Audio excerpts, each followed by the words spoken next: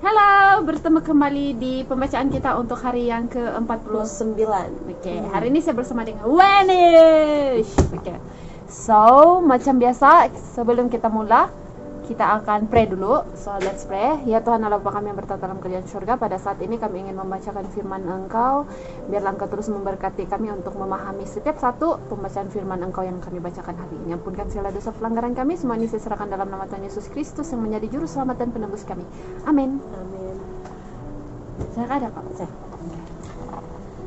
Banyak di antara orang-orang yang berhimpun di Yordan itu telah hadir pada waktu Yesus dibaptiskan. Tetapi tanda yang diberikan pada waktu itu nyata hanya bagi beberapa orang dari antara mereka.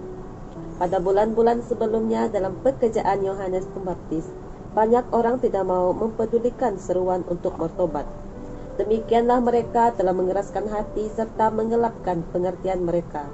Ketika surga memberikan kesaksian tentang Yesus pada waktu ia dibaptiskan, mereka pun tidak menyadarinya. Mata yang belum pernah dialihkan dalam percaya kepada dia yang tidak nampak itu. Tidak melihat penyataan kemuliaan Allah, telinga yang tidak pernah mendengar suaranya, tidak mendengar perkataan kesaksian. Demikian juga halnya sekarang. Acap kali hadirat Kristus dan malaikat-malaikat yang tidak melayani nyata dalam perhimpunan orang banyak. Namun banyak orang tidak mengetahui hal itu. Mereka tidak melihat sesuatu yang luar biasa, tetapi bagi beberapa orang hadirat juru selamat itu dinyatakan. Damai dan kegirangan menghidupkan hati mereka. Mereka itu dihiburkan, diberanikan hati serta diberkati. Para utusan dari Yerusalem telah bertanya kepada Yohanes, "Mengapa engkau membaptiskan orang?" Dan mereka itu menantikan jawabannya. Tiba-tiba, sementara pandangannya meliputi orang banyak itu, matanya bersinar-sinar, wajahnya berseri-seri, dirinya digerakkan perasaan yang mendalam. Dengan tangan yang teracung, ia berseru, "Aku membaptis dengan air, tetapi di tengah-tengah kamu berdiri dia yang tidak kamu kenal, yaitu dia yang datang kemudian daripadaku. Membuka tali kasutnya pun aku tidak layak." Yohanes 1 ayat 25 hingga 27. Perkabaran itu jelas sekali untuk dibawa kembali kepada Sanhedrin. Perkataan Yohanes itu tidak dapat dikenakan kepada seorang yang lain selain dia yang sudah sejak lama dijanjikan itu. Mesias ada di antara mereka. Dengan keheranan besar, imam-imam dan penghulu-penghulu itu memandang di sekeliling mereka dengan pengharapan akan melihat dia yang dibicarakan Yohanes itu. Tetapi ia tidak dapat dikenal di antara orang banyak itu. Ketika Yesus dibaptiskan, Yohanes menunjuk kepadanya sebagai anak domba Allah, sebuah terang yang baru dipancarkan atas pekerjaan Mesias. Pikiran Nabi itu tertuju kepada perkataan Nabi Yesaya, seperti anak domba yang dibawa ke pembantaian. Yesaya 53 ayat 7. Pada pekan-pekan berikutnya, Yohanes dengan perhatian yang baru menyelidiki nubuatan-nubuatan serta pengajaran tentang upacara-upacara pengorbanan. Ia tidak dapat membezakan dengan jelas kedua segi pekerjaan Kristus itu sebagai suatu korban yang merasakan sengsara dan seorang raja yang menang. Akan tetapi ia melihat bahwa kedatangannya itu mengandung arti yang lebih dalam daripada yang dilihat oleh imam-imam atau khalayak ramai. Ketika ia melihat Yesus di antara orang banyak itu, sekembali dari padang belantara, dengan yakin ia menantikan dia untuk memberi kepada orang banyak itu sesuatu tanda tentang kepribadiannya yang sesungguhnya. Hampir dengan tidak sabar lagi ia menunggu untuk mendengar juru selamat itu mengumumkan tugasnya, tetapi tidak ada sepatah kata pun yang diucapkan. Tidak ada tanda diberikan.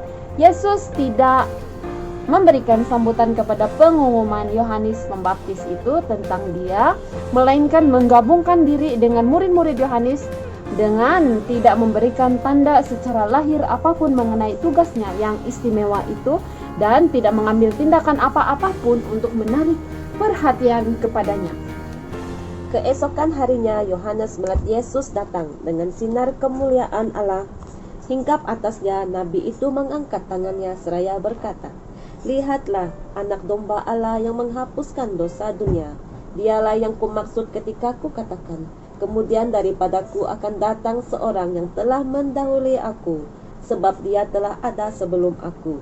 Dan aku sendiri pun mula-mula tidak mengenal dia, tetapi untuk itulah aku datang dan membaptis dengan air, supaya ia dinyatakan kepada Israel. Aku telah melihat Roh turun dari langit seperti merpati, dan ia tinggal di atasnya. Dan aku pun tidak mengenalnya, tetapi dia menerima apa yang mereka rindukan itu. Mereka ingin terasing dengan Yesus, duduk di kakinya, dan mendengar perkataannya. Ia berkata kepada mereka, "Marilah dan kamu akan melihatnya."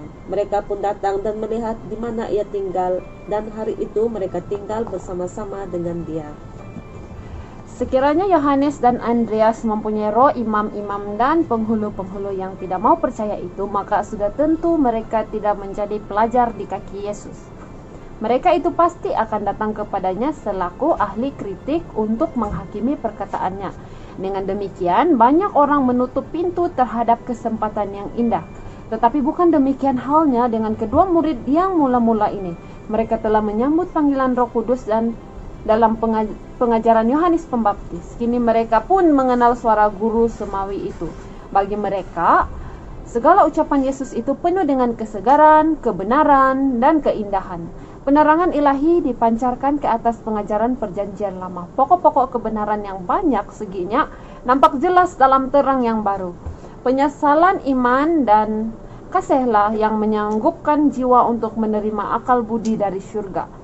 Iman yang bekerja oleh kasihlah yang menjadi kunci pengetahuan, dan setiap orang yang mengasihi mengenal Allah. 1 Yohanes 4 ayat 7. So, sampai di sini saja pembacaan kita untuk hari yang ke-49 dalam Desire of Ages, nomor 136 hingga 137. Oke, so mari kita berdoa. Ya Tuhan Allah Bapa kami yang bertahta kerjaan surga, pada sebentar tadi kami sudah membaca firman Engkau Tuhan. Biarlah kami terus menjadi orang yang tetap percaya akan Engkau, setia dengan Engkau, dan menunggu kedatangan-Mu yang kedua kali Tuhan. Terima kasih Tuhan, ampunkan dosa pelanggaran kami. Semua ini saya serahkan dalam nama Tuhan Yesus Kristus yang telah menjadi juru selamat dan penebus kami. Amin. Bye, jumpa lagi.